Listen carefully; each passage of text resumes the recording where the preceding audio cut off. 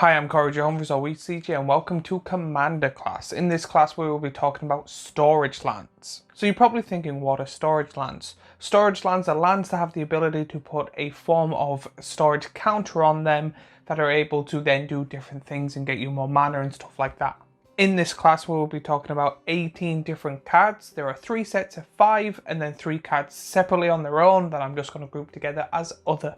If you wonder where I get any of this information, it is linked in the box down below. When it comes to these land selections, there are Fallen Emperor storage lands, Mercadia Masqueuse storage lands, Time Spiral storage lands, and then other. So the first ones I'll be going over are the Fallen Emperor storage lands. There's 5 of them in total, 1 of each colour, and they all enter the battlefield tapped. On your untap step, you have a choice to untap the land. If you do not, it gets a counter put on it. And when you finally untap it, you then get the choice to tap it and add mana equal to the amount of counters on it, depending on what colour that land makes. And here they are on screen now. Incantation Store, it's a land that's a common, comes into play tapped. You may choose not to untap Incantation Store during your untap phase and instead put a storage counter on it. Tap, remove any number of storage counters from Incantation Store. For each storage counter removed, add a white mana to your mana pool. Sand Silos, it's a land that's a common, comes into play tapped. You may choose not to untap Sand Silos during your untap phase and instead put a storage counter on it. Tap, remove any number of storage counter from Sand Silo. For each storage counter removed, add a blue to your mana pool. Bottomless Vault, it's a land that's a common, comes into play tapped. You may choose not to untap Bottomless Vault during your untap phase and instead put a storage counter on it. Tap, remove any number of storage counters from Bottomless Vault. For each storage counter removed, add a black mana to your mana pool. Dwarven Hold, it's a land that's a common, comes into play tapped. You may choose not to untap Dwarven Hold during your untap phase and instead put a storage counter on it. Tap, remove any number of storage counters from Dwarven Hold. For each storage counter removed, add a red mana to your mana pool. Hollow Trees, it's a land that's a common, comes into play tapped.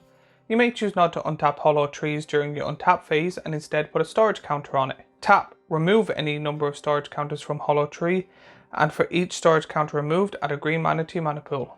And now we're on the Mercadia Masqueuse storage lands. There's 5 of them in total, 1 of each colour. They enter the battlefield tapped.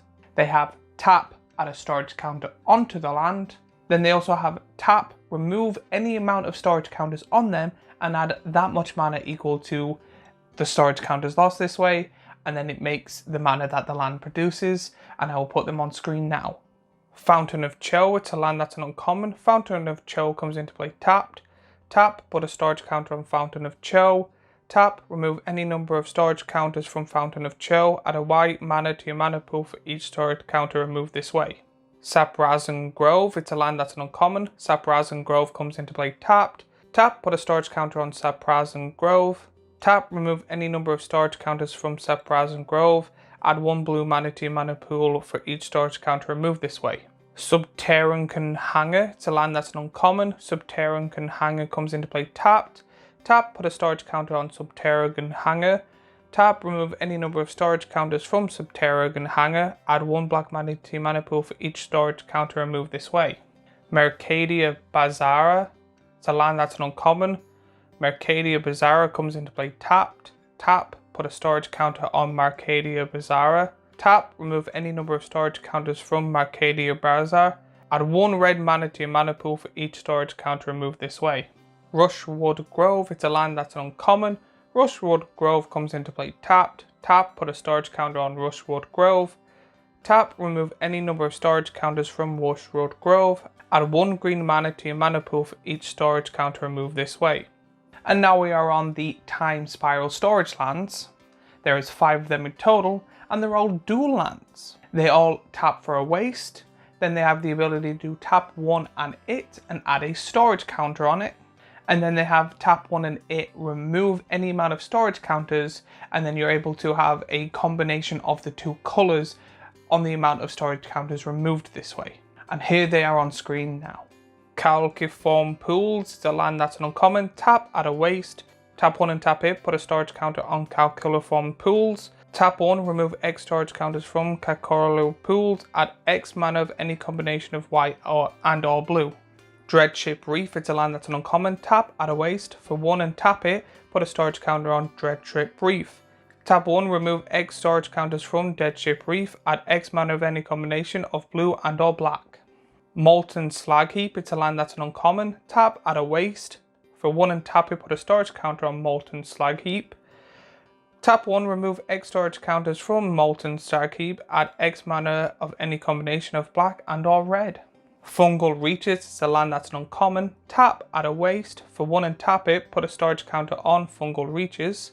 Tap 1, remove X storage counters from Fungal Reaches. Add X mana of any combination of red and or green.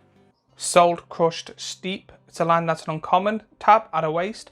For 1 and tap it, put a storage counter on Salt Crushed Steep. Tap 1, remove X storage counters from Salt Crusted Steep. Add X mana of any combination of green and or white. And then finally we have Other. These are 3 lands that do storage abilities. However, they're made in different sets or decks or anything like that, and they all do something different. So here they are on screen now. City of Shadows is a land that's a rare. Tap, exile target creature you control, put a storage counter on City of Shadows. Tap, add X mana to your mana pool, where X is the number of storage counters on City of Shadows. Crucible of the Spirit Dragon, it's a land that's a rare. Tap, add a waste. Tap 1 and it, put a storage counter on Crucible of the Dragon Spirit. Tap, remove X storage counters from Crucible of the Dragon Spirit. Add X mana of any combination of colour. Spend this mana to only cast dragon spells or activate abilities of dragons. Mage Ring Network, it's a land that's an uncommon. Tap, add a waste. For 1 and tap it, put a storage counter on Mage Ring Network. Tap, remove any number of storage counter from Mage Ring Network. Add a waste for each storage counter removed this way. And now that this class is done, next week we're going on to Tainted Lands. However, let me know what you think of storage lands in the comments down below. While you're there, remember to like and subscribe and follow me on all my social media. And if you like this class, I have last week's class here, a playlist of all the Commander classes right here, and then a subscribe button that you should hit here. And I will see you all in the next video.